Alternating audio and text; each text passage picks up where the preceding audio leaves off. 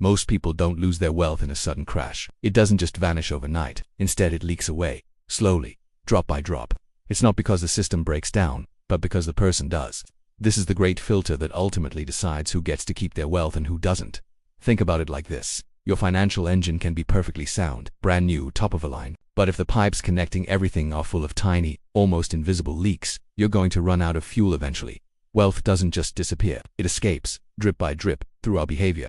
It's the small, seemingly insignificant choices we make every single day that add up over time. The little splurges, the moments of distraction, the small compromises. They don't feel like much in the moment, but they create a slow, steady drain. So, what is this filter that separates those who keep their wealth from those who lose it? It comes down to two simple but incredibly powerful words: identity and consistency.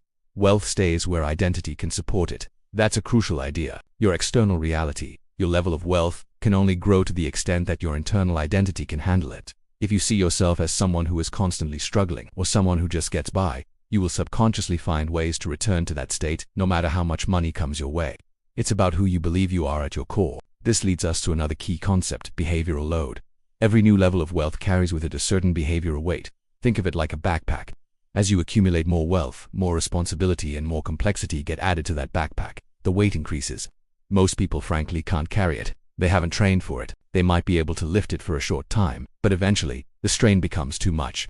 The pressure leads to poor decisions, emotional reactions, and a return to old, comfortable, but ultimately destructive habits. It's an elite framing because it's true. Managing significant wealth requires a level of emotional and behavioral discipline that most people haven't developed. So who are the people that fail this filter? Let's be clear, this isn't about shaming anyone, this is about clarity. Typically, they are the ones who expand their lifestyle far before they expand the systems that support that lifestyle. They buy the bigger house and the fancier car before their income-generating systems are stable and robust enough to handle it. They engage in emotional spending, using money to soothe anxiety or boredom rather than as a tool for building. Their attention drifts. They get distracted by shiny objects, new trends, and what everyone else is doing, losing focus on their own long-term plan. Over time, this all leads to decision degradation. The quality of their choices slowly erodes until the leaks become a flood. On the other hand, who passes the filter? It's not who you might think. It's not the people with the flashiest lifestyles or the most daring investment strategies. The people who pass the filter are the ones who walk a calm, narrow path. They are defined by their stable routines. They prioritize consistency over intensity.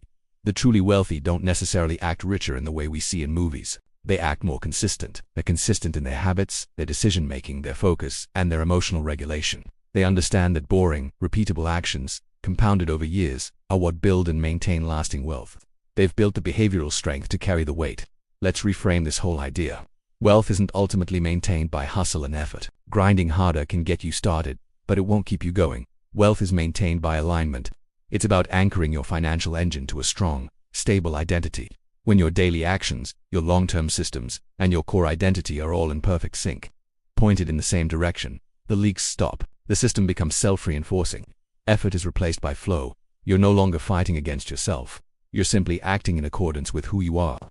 This series was never really just about money. It was about systems, behavior, and identity. Because when those three things are aligned, wealth becomes almost inevitable. It's the natural outcome of a well-built internal world. Thank you for watching.